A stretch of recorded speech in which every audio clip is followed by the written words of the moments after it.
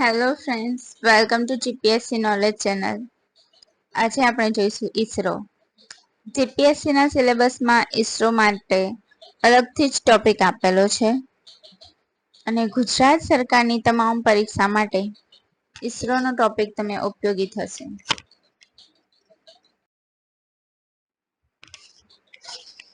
Question: ઈસરોનું પૂરું નામ શું છે? A. Indian Satellite Research Organization. B. Indian Space Research Organization. C.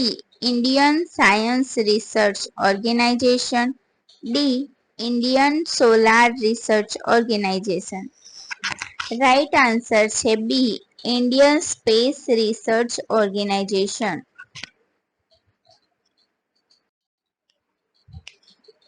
Next question: ઈસરોની સ્થાપના ક્યારે થઈ હતી? A. 1965. B. 1969. C. 1972. D. 1984. Right answer છે B. 1969.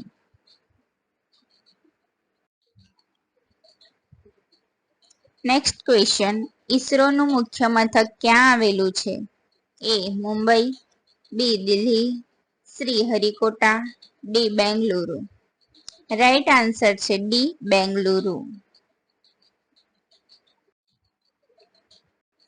નેક્સ્ટ ક્વેશ્ચન: ઈસરો દ્વારા મોકલાયેલો સૌપ્રથમ ઉપગ્રહ કયો હતો?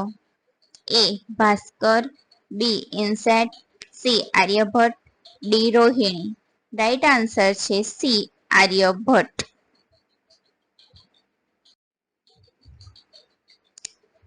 ચંદ્રયાન-1 મિશન ક્યારે લોન્ચ કરવામાં આવ્યું હતું? A. 2008. B. 2010. C. 2013. D. 2015. Right answer છે A. 2008. ભારતનો મંગળ ગ્રહ માટેનો મિશન કયો હતો? A. Chandrayaan. B. Mangalyaan. C. સૂર્યયાન. D. રોહિણીયાન. તો આન્સર આવશે B. મંગળયાન. PSLV નું પૂરું નામ શું છે? A. Polar satellite launch vehicle. B. Powerful satellite launch vehicle. C. Perfect space launch vehicle. D. Primary satellite lift vehicle. Right answer આવશે A. Polar satellite launch vehicle.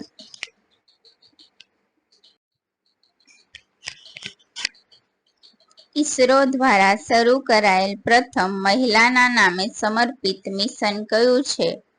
A. Sharmishtha. B. Kalpana. C. Vaishnavi. D. Aryabhata 2. Answer આવશે B. Kalpana. Chandrayaan ક્યારે launch થયું હતું? A. 2020. B. 2022. C. 2023. D. 2024. Answer આવશે C. 2023. Satish Dhawan Harikota centre પરથી ચંદ્રયાન-3 mission launch કરવામાં આવ્યું હતું.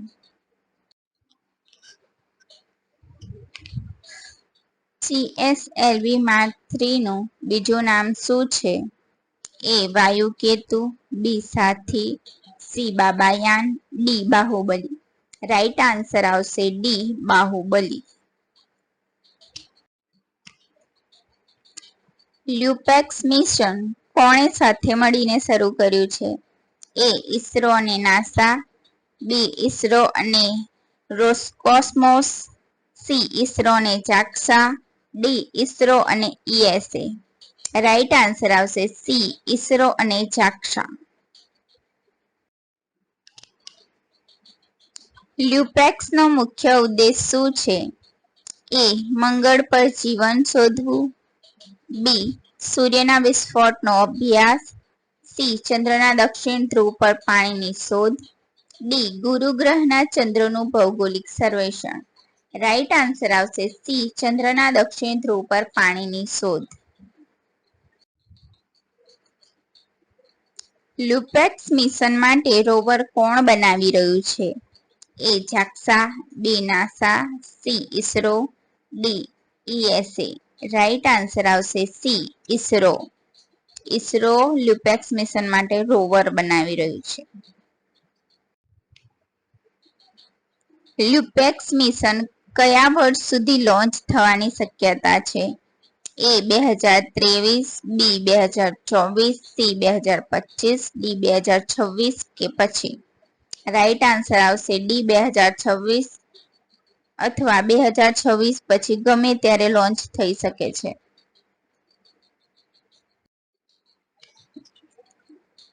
લ્યુપેક્સ મિશનનું લેન્ડર કોણ બનાવી રહ્યું છે?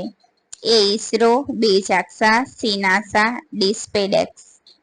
રાઈટ આન્સર આવશે બી જાક્સા. લ્યુપેક્સ મિશન માટે કઈ જગ્યાનું અન્વેષણ કરવામાં આવશે? એ ચંદ્રનો ઉત્તર ધ્રુવ, બે ચંદ્રના મધ્ય ભાગ, સી ચંદ્રનો દક્ષિણ ધ્રુવ, ડી પૃથ્વીનો અર્ક વિસ્તાર. રાઈટ આન્સર આવશે સી ચંદ્રનો દક્ષિણ ધ્રુવ. લ્યુપેક્સ મિશન વિશે થોડીક માહિતી મેળવી લઈએ. લ્યુપેક્સ મિશન એ ઈસરો અને જાક્સાનું એક સંયુક્ત મિશન છે. લ્યુપેક્સનું પૂર્ણ નામ શું છે? તો આન્સર લ્યુપેક્સનું પૂર્ણ નામ છે લુનાર પોલાર એક્સપ્લોરેશન મિશન. આ એક સંયુક્ત મિશન છે જે ઈસરો, ભારત અને જાક્સા, જે જાપાન એરોસ્પેસ એક્સપ્લોરેશન એજન્સી દ્વારા ચંદ્રના દક્ષિણ ધ્રુવ પર વિસ્તારની શોધ માટે આયોજનમાં છે.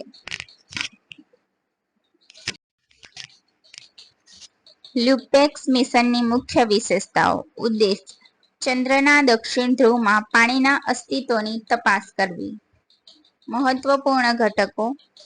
જાક્સા દ્વારા લ્યુપેક્સ મિશનનું લેન્ડર તૈયાર કરવામાં આવશે અને રોવર ઈસરો દ્વારા તૈયાર કરવામાં આવશે. લોન્ચ કરવાની તારીખ હજી સુધી નક્કી થઈ નથી, પણ અનુમાન લગાવવામાં આવે છે કે 2026 અથવા 2026 પછી ગમે ત્યારે લોન્ચ થઈ શકે છે. લોન્ચ કરવાનું યાન છે જીએસએલવી માર્ક 3 અને H3 લોન્ચ વ્હીકલ. અવધિ છે લગભગ 6 મહિના સુધી ચંદ્ર પર કામગીરી કરવી. બ્લુ ગોસ્ટ મિશન કોણે લોન્ચ કર્યું છે? A ISRO, B NASA, C Firefly Aerospace, D SpaceX. Right answer આવશે C Firefly Aerospace. Blue ghost કયા ગ્રહ માટેનું મિશન છે? એ મંગળ, બી પૃથ્વી, સી ગુરુ, ડી ચંદ્ર. રાઈટ આન્સર આવશે ડી ચંદ્ર. બ્લુ ગોસ્ટ મિશન કયા રોકેટ દ્વારા લોન્ચ થવાનું છે? A GSLV Mark 3, B Falcon 9, C Soyuz, D H3. Right answer આવશે ફાલ્કન 9. બ્લુ ગોસ્ટ મિશન ક્યારે લોન્ચ કરવામાં આવ્યું હતું? એ 15 જાન્યુઆરી 2025, બી 20 જાન્યુઆરી 2019, સી 22 જાન્યુઆરી 2022, ડી 29 જાન્યુઆરી 2026. રાઈટ આન્સર આવશે 15 જાન્યુઆરી 2025.